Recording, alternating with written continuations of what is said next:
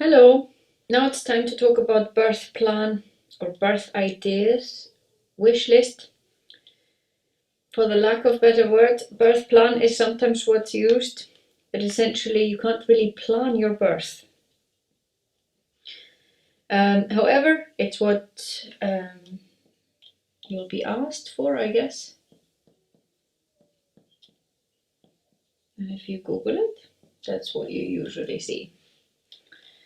It's an idea of how you see birth, or what are the most important things to you. And sometimes, if you Google it, you find that there are so many birth plans out there that are not helpful. They're unhelpful, if anything, and they're only really likely to trigger off a series of bad communication, which is actually what we have already discussed, is one of the reasons for why sometimes things go wrong. You want good communication. You want to go into hospital expecting that those that are there, they work together with you in partnership. And whoever they are, where they come from, what their experiences are, or opinions, they are experts in certain fields. You need to respect that. And then you need to pull on their other sides that you want to pull together in this labor. Or else let them go and you do the part that you are good with, and they will do the part that they are good with. And so how you think about the birth plan, or how you write this birth wish list, if you have it, or introduction to yourself almost, has to be, you have to think first, who is it for and why? And most important thing in making a wish list is that it requires for you to think about, well, first of all, who am I? What do I want? Why do I want it? Can I in fact have it? And how can I best put it together in that way?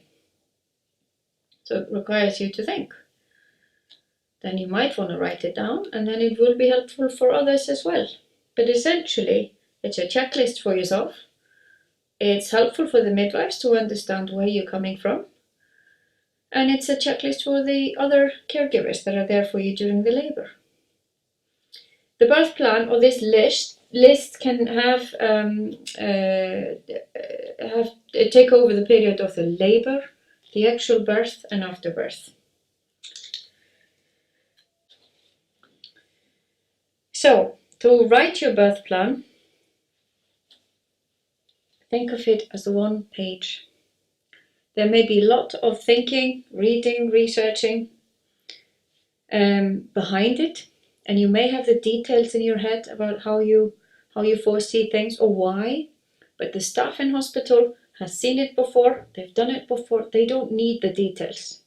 They just need the idea of who are you, what are your expectations, and how would you best like them to help you to do it. You can't affect how they do their safety part, really. They're going to do it the way that they always do it. That's why you chose where you give birth, based on who they are and what their practices are. This you're not going to change.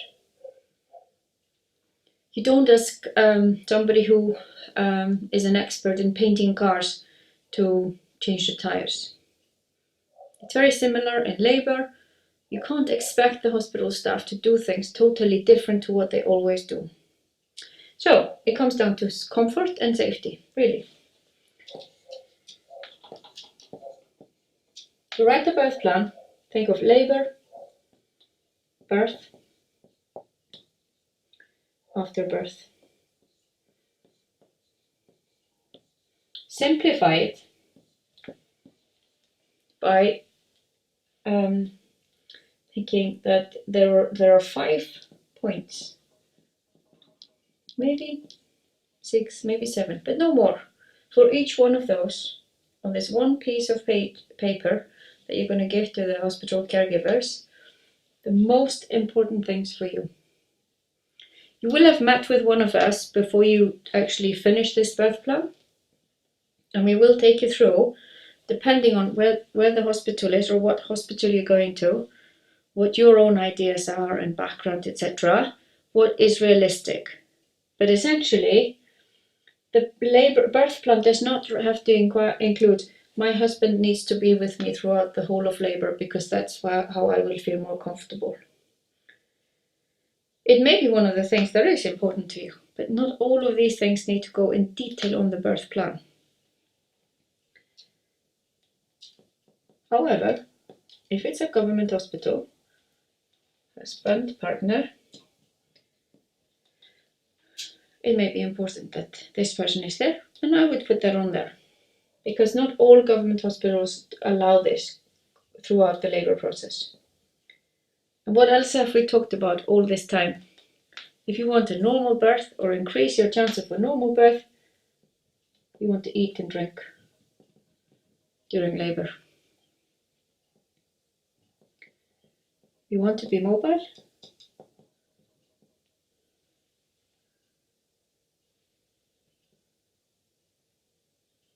What else is important to you?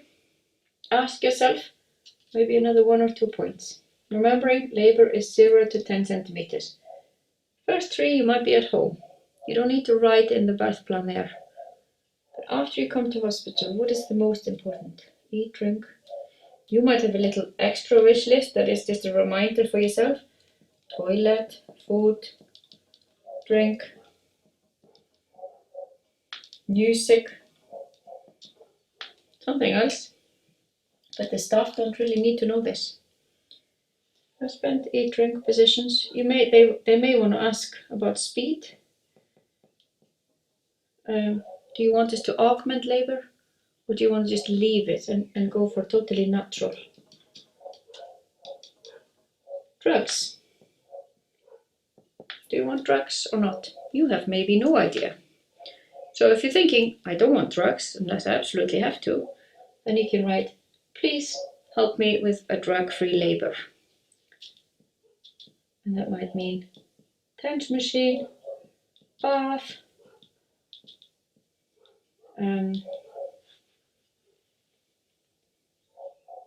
massage, breathing,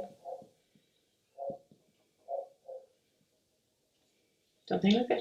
So you've got 5, 6 points here. Finally, birth. 10 centimeters, you're fully dilated, you're pushing the baby out. I would certainly always keep this there. Husband, partner. Positions.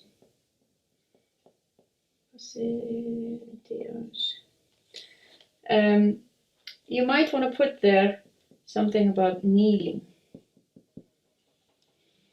or side lying. The reason is that often the hospital staff, doctors will tell you, oh yeah, you can do whatever you want to. But when it comes to the actual birth, they say, no, now I'm going to take over. And remember, I just said to you, they will do what they're experts in doing. But positions and eating, you might want to have some say in that if you want to optimize your chances for normal birth. And then urge. You might want to write about wait for the urge to push. Not have time limits. Cord. Does anyone want to cut the cord? Should it stop pulsating?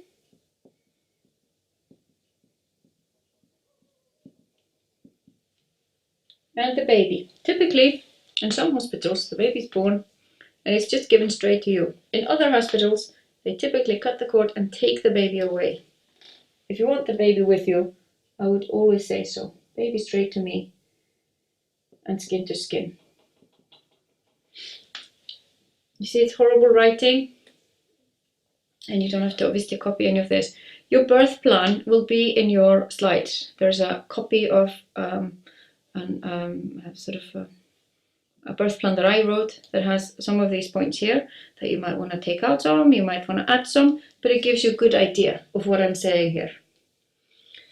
So don't worry about the details. Then after birth, you'll be looking at things like breastfeeding, vaccinations, vitamin K, vernix,